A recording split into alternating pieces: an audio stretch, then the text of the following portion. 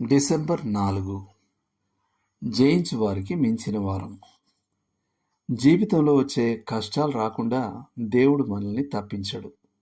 ఎందుకంటే మన ఆధ్యాత్మిక ఎదుగుదలకు అవి అవసరం. రోమా 8:28లో మన జీవితంలోని కష్టాలు మనకు అనుకూలంగా సమకూడి జరుగుతున్నాయి తప్ప మనకు విరోధంగా కాదని దేవుడు మనకు అభయం ఇస్తున్నాడు. దేవుడు మనకు శ్రమలు రావడాన్ని అనుమతించేది దేనికంటే వాటిని మన మంచి కొరకు మరియు దేవుని మహిమ కొరకు ఉపయోగించాలని. ఆయన నిమిత్తం మనం శ్రమలు సహిస్తాం. మరి మనం సహిస్తాం కాబట్టి మీరు ఆయన మనల్ని వదిలేస్తాడని అనుకుంటున్నారా? అలా ఏం కాదు.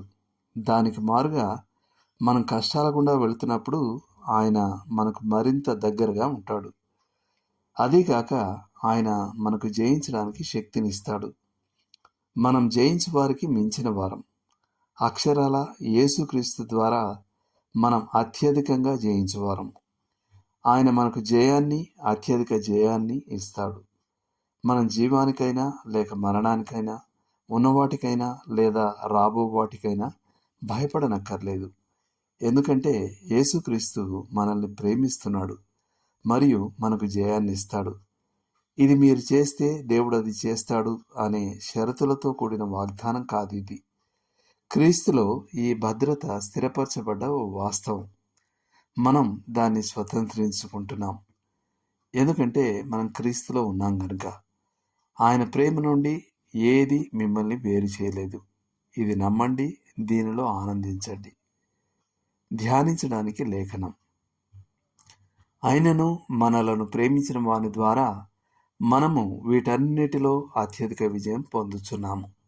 మరణమైనను, జీవమైనను, దేవదూతలైనను, ప్రధానులైనను, ఉన్నవి అయినను, రాబోవునవి అయినను, అధికారులైనను, ఎత్తైనను, లోతైనను, సృష్టింపబడిన మరి ఏదైనను మన ప్రభు అయిన క్రీస్తు యేసునందలి దేవుని ప్రేమ నుండి మనలను ఎడబాప నేరమని రూఢిగా నమ్ముచున్నాను.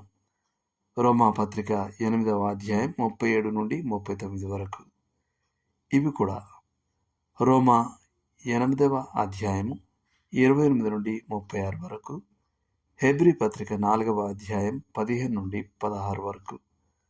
చేయాల్సిన పని.